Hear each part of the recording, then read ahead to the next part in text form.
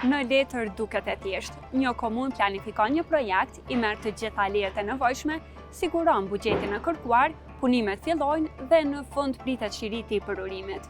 Megjithatë që 2 muaj, punimet që parashiheshin ta transformonin sheshin Gjergj Bush në kryeqytetin e Kosovës, janë përcjell me më shumë polemika se sa punime. E ku qëndron problemi? Në 2 fjalë, trashëgimia kulturore. Për projektin mbi 18 milion eurosh të komunës së Prishtinës, punimet nisën më 10 mars, por ato u ndalën vetëm 2 ditë më vonë. Tani, kjo zonë ku asfalti është prerë, ka mbetur nën rrethoja. Instituti i Kosovës për mbrojtjen e monumenteve, që funksionon në kuadër të Ministrisë së Kulturës, Rinisë dhe Sportit, thotë se projekti është në kundërshtim me ligjin për trashëgimi kulturore. Në këtë zonë ndodhen disa monumente kulturore të asaj që njihet si qendra historike e Prishtinës. Sipas ligjit për trashëgimi kulturore, për projekte në këto zona duhet të merret leje prej IKMM-s, leje të cilën komuna e Prishtinës nuk e gëzon. Ajo thotë se aplikoi për këtë leje më 15 mars dhe se punimet kanë vazhduar në zonën publike që nuk ndërhynte asnjë aset i mbrojtur.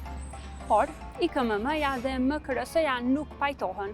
Ato thonë se komuna e Prishtinës tashmë ka ndërhyrë në perimetrin e zonës së mbrojtur që ka kufirin, bashkë aty ku më parë ndoheshin 2 shiretet e rrugës Gjergj Bush. Komuna e Prishtinës ja akuzon këto institucione se veprimet e tyre janë më shumë politike se sa profesionale. Por MKRS-ja e kundërshton këtë argumentim.